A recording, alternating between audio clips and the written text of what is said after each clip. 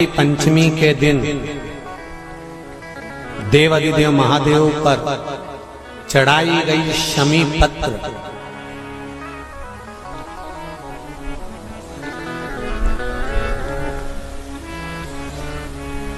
शंकर भगवान पर चढ़ाई गई शमी पत्र आस्तिक मुनि का नाम लेकर, कौन से मुनि? आस्तिक मुनि का नाम लेकर शमी पत्र को वापस उठाकर उसको अपने दरवाजे की चौखट पर कहीं पर भी या द्वार पर कहीं पर भी एक ओर रख देने पर घर के अंदर, बगीचे के अंदर सर्प प्रवेश नहीं करता। ध्यान रखिए, सर्प प्रवेश नहीं करेगा। शमी पत्र समर्पित करने पर, उस शमी पत्र को आस्तिक मुनि का स्मरण करने पर, कौन से मुनि है? आस्तिक मुनि का स्मरण करने पर भीतर घर के अंदर बगीचे में सर्प भी प्रवेश नहीं। उस शमी पत्र में जया, विषहरा, शामली वारी, दौतली और देव, ये पांचों कन्याओं का भाव प्रकट हो जाता है और वो कन्याएं हमारे घर के द्वार की रक्षा करती हैं। तुम्हारे घर की बहन बेटी क्या करती है? तुम्हारे घर की बहन बेटियां क्या करती हैं? घर में बहन बेटी आती हैं तो बद्दुआ देकर नहीं जाती। घर में कन्याएं रहती हैं, बद्दुआ नहीं देती। घर की बेटियां जब दरवाजा छोड़कर शादी कर वाले दिन, विदाई के दिन अगर जाती भी हैं तो बेटियां हाथ में धान भरकर फेंक कर जाती हैं कि मेरा मायका खूब फले फूले, आगे बढ़े। छापे लगाकर चली जाती हैं कि हमने हमारी जीवन की सारी दौलत, जीवन का सारा सुख अपने मायके में दे दिया है। वो बेटियां तो जया, विषहरा, शामली बारी, दौतली, देव, ये उस घर में निवास करती हैं जिससे ये घर में हम रक्षा कर सकें। शिव की आराधना, जितना फल बेलपत्र को चढ़ाने पर प्राप्त होता है, जितना फल बेलपत्र को शिव को समर्पित करने पर प्राप्त होता है, वैसा ही मां पार्वती जी ने, देवाधिदेव महादेव ने शमी को, जो कि औरव ऋषि की पुत्री हैं, मंदार जो कि धौम्य ऋषि के पुत्र हैं, इनको स्वयं शिव ने वर प्रदान किया है। शिव ने, भगवान शंकर ने।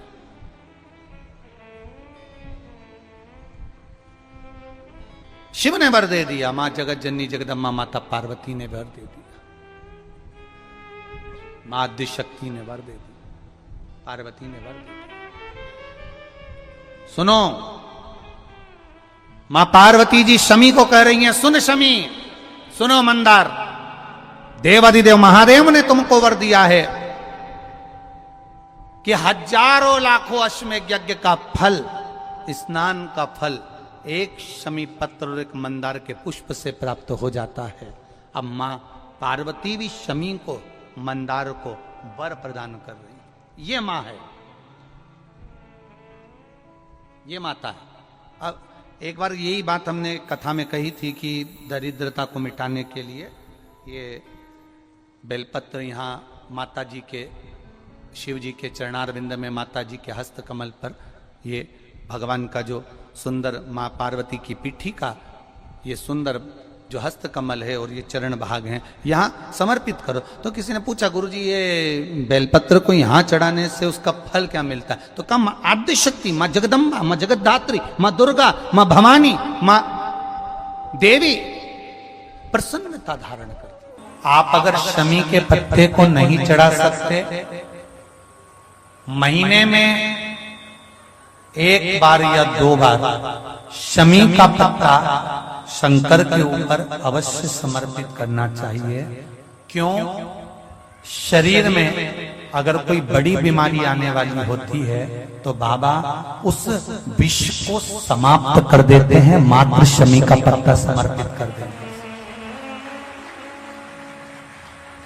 भले महीने में 2 बार चढ़ाओ, हफ्ते में 1 बार चढ़ाओ, तुम्हारा मन पड़े तो हफ्ते में 2 बार चढ़ाओ। ज्यादा बीमारी है, शमी का पत्ता एक शिवजी के शिवलिंग पर और एक पत्ता जहां से पानी बहकर नीचे गिरता है ना, जलाधारी में से शिवजी पे जल चढ़ाया। जैसे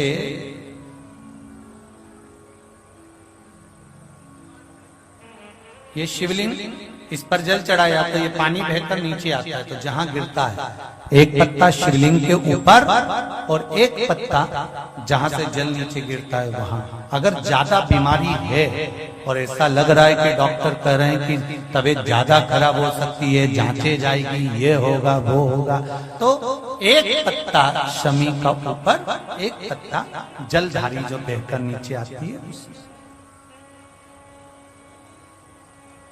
पर चढ़ाना।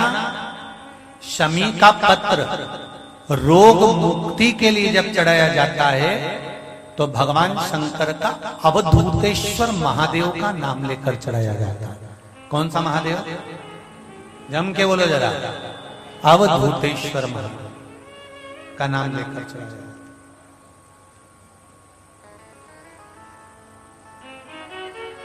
एक बात आपको कही थी अभी पिछले कथाओं में, गाय के दूध का घी बनाकर उसकी 1 उंगली घी की अशोक सुंदरी वाली जगह पर लगाकर, जो व्यापार नहीं चलता हो, दुकान नहीं चलती हो, अशोक सुंदरी वाली जगह पर घृत लगाकर घर के दरवाजे पर या व्यापार के द्वार पर उस उंगली को लगा देना चाहिए।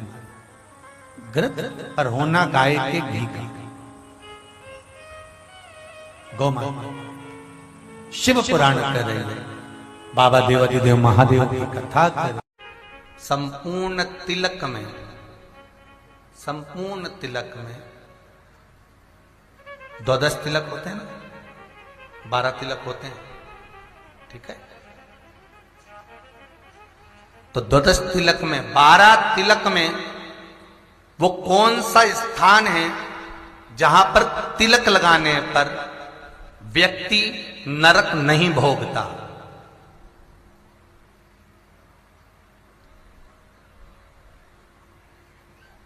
बोलते जाओ जल्दी से। 12 तिलक होते हैं, 12 तिलक संत ब्राह्मण साधुजन गुरुजन आप अपन सब लगाते हैं तिलक।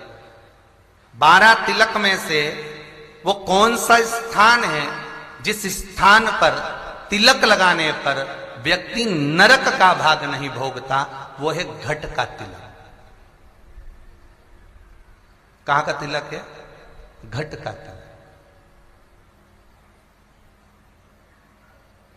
12 तिलक में घट का जो तिलक होता है महाराज, ये तिलक एक ऐसा तिलक होता है जिसमें 94 तरह के नरक में व्यक्ति पड़ नहीं सकता, भले वो कितना भी पापी क्यों ना, उसने पाप कृत्य भी कितना करा है, पर घट का तिलक उसको नरक की योनि से भी बाहर निकाल सकता, नरक के भोग से भी बाहर निकाल सकता। मस्तक का तिलक श्री देता है, वैभव देता है, लक्ष्मी देता है, संपदा देता है, सत्ता देता है, पर घट का तिलक मुक्ति देता है, मोक्ष, मुक्ति प्राप्त, मोक्ष प्राप्त। मरने वाला व्यक्ति जो मरता है, मर गया, जब उसको तैयार करा जाता है तो चंदन उसके घट पर ही लगाया जाता है कि इसको मुक्ति मिल जाए। अब अंतुबुद्ध निपट ही गया, उसके बाद चंदन लगाया तो कौन सा फायदा हुआ? अरे बोलो तो शरीर है, अब तो चले गया।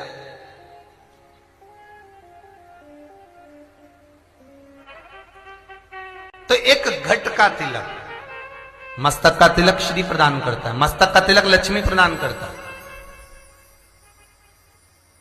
मस्तक पर जितना बड़ा तिलक होता है उतनी संपदा, उतनी श्री, उतना वैभव, उतनी लक्ष्मी, उतनी प्रतिष्ठा, उतना आनंद जीव को प्राप्त होता है। इसलिए तुम जितने भी साधु सन्यासी तपस्वी साधक उपासक संत महात्मा जोगी सन्यासी इनको देखिएगा, तिलक अच्छा दमदार लगा लो,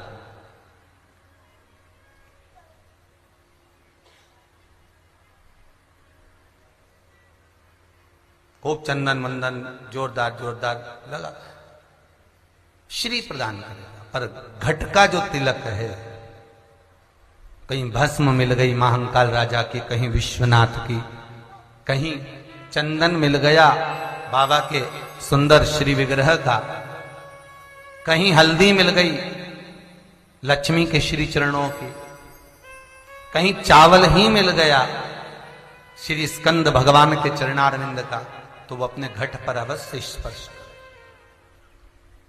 क्या कितना सुंदर लिखा है स्कंद पुराण में कि मान लो अगर आपको किसी ने प्रसाद दिया, ठीक है, मान लो प्रसाद दिया और प्रसाद अपने लिया, पर आपका आज उपास है और वो प्रसाद मालूम पड़े नुक्ति का है, बूंदी का है, और उपास है तुम्हारा, आज तुम्हें कुछ खाना नहीं है, तो वो प्रसाद तुमने ले तो लिया, तो शास्त्र कहता है उस प्रसाद को मान लो आप ग्रहण नहीं कर सकते तो घट से छुआ भी सकते, स्मरण भी कर, क्यों? क्योंकि उस प्रसाद का अपमान नहीं होगा, वो प्रसाद आपने स्वीकार कर लिया, अपने भगवान को, अपने स्वामी को उसको दे दिया है, परमात्मा को समर्पित कर दिया।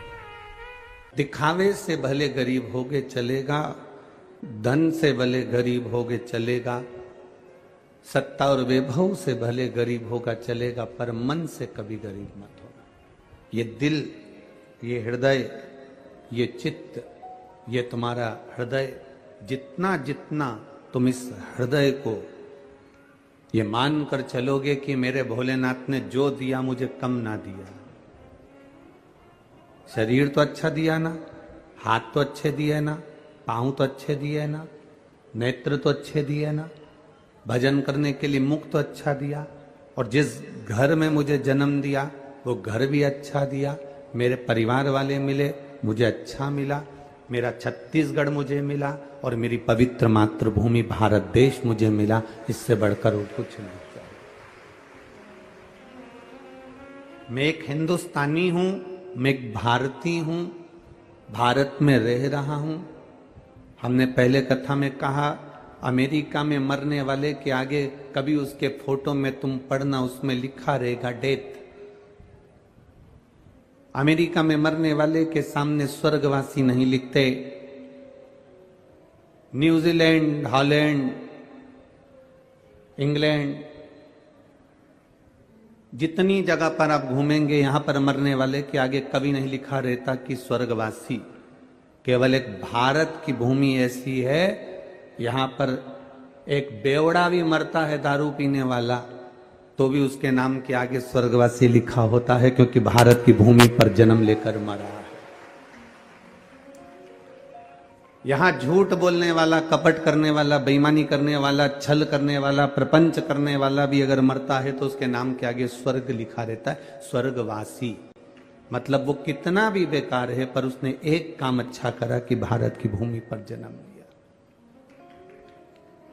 ये मातृभूमि, यह भारत की भूमि कोई सहज नहीं है, सभ्यता, संस्कृति और मर्यादा की देने वाली है, संस्कारों की देने वाली।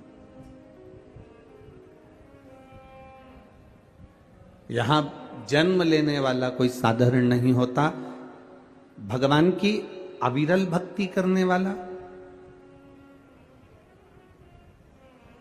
भगवत स्मरण करने वाला कोई साधारण नहीं होता। कोई कोई बगीचे में फूल लगा होता है, वो फूल बड़ा सुंदर दिखता है, परंतु हम उससे भी अच्छा फूल पाने का प्रयास करते हैं, हम उससे भी अच्छा फूल ढूंढने का प्रयास करते हैं। एक महिला को, एक व्यक्ति को, दोनों को बगीचे में छोड़ा गया कि इस बगीचे का सबसे सुंदर